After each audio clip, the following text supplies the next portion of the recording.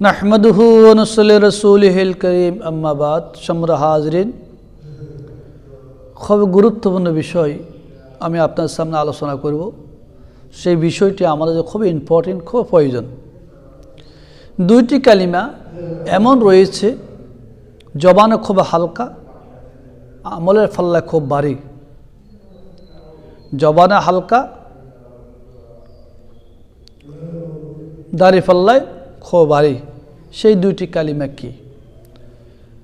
عن أبي هريرة رضي الله تعالى عنه قال قال رسول الله صلى الله عليه وسلم كلمتان خفيفتان على اللسان ثقيلتان في الميزان حبيبتان إلى الرحمن سبحان الله وبحمده سبحان الله العظيم رواه البخاري মুসলিম, তিরমিজি, নিসাই, ইবনে মাজাহ। 60 হাদিসের মধ্যে, 60 হাদিসের মধ্যে এই হাদিসটা এনেছেন। খুব গুরুত্বপূর্ণ হাদিস। এখানে দুইটি কালিমার কথা আল্লাহ রাসূল মুহাম্মদ রাসূলুল্লাহ সাল্লাল্লাহু আলাইহি ওয়াসাল্লাম আলোচনা করেছেন, যে দুইটি কালিমা খুবই গুরুত্বপূর্ণ, খুবই দামি। যেই দুইটি কালিমার ওজন এতটুকু, আসমান এবং জমিনের মধ্যে যত বিশাল খালি জায়গা আছে, ওই খালি জায়গা আল্লাহ পাক পরিপূর্ণ করে দিবেন, নেক দ্বারা ভর্তি করে দিবেন। এই দুইটি কালিমার আল্লাহু আকবার ওজন এত বেশি।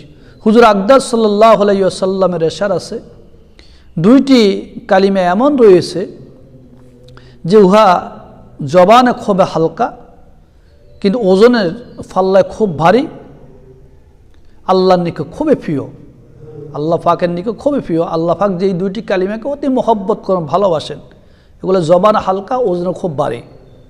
সেই দুইটি কালিমা হলো সুবহানাল্লাহি ওয়া বিহামদিহি সুবহানাল্লাহিল আযীম সুবহানাল্লাহি ওয়া বিহামদিহি সুবহানাল্লাহিল আযীম।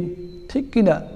একেবারে ছোট, একেবারে সহজ, একেবারে হালকা, কয়েক সেকেন্ড লাগে, 1 মিনিটও লাগে না এই দুইটা কালিমা আমরা এই জবানে আদায় করতে। কিন্তু তার ওজন আল্লাহু আকবার কত বিশাল ওজন, আল্লাহু আকবার তার লাভ কত বেশি, অথচ আমরা বুঝি না।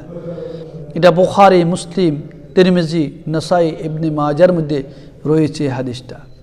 যখন এই কালিমাগুলা ওজনের পাল্লায় দেওয়া হবে, ওজনের পাল্লায় দেওয়ার কারণে ওজনের পাল্লা একেবারে কি হয়ে যাবে? ভারী হয়ে যাবে। আল্লাহ তাআলার নিকট এই দুইটি কালিমা সর্বাধিক প্রিয়। ইমাম বুখারী রহমতুল্লাহ আলাই নিজ কিতাব সহিহুল বুখারী শরীফকে এই দুই কালিমার উপরে শেষ করেছেন। আল্লাহু আকবার। ইমাম বুখারী রহমতুল্লাহ আলাই তার সহিহুল বুখারী এই দুইটি কালিমার উপরে শেষ করেছেন। আল্লাহু আকবার।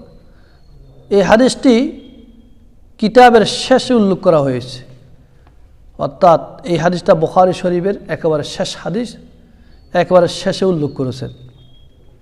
এক হাদিসে নবী করিম সাল্লাল্লাহু আলাইহি ওয়াসাল্লামের ইরশাদ আছে, ব্যক্তি সুবহানাল্লাহি ওয়া বিহামদিহি সুবহানাল্লাহিল আযীম যদি না সারে, সে প্রতিদিন হাজার হাজার নেকি অন্বেষণ করবে, নেকি কামাবে।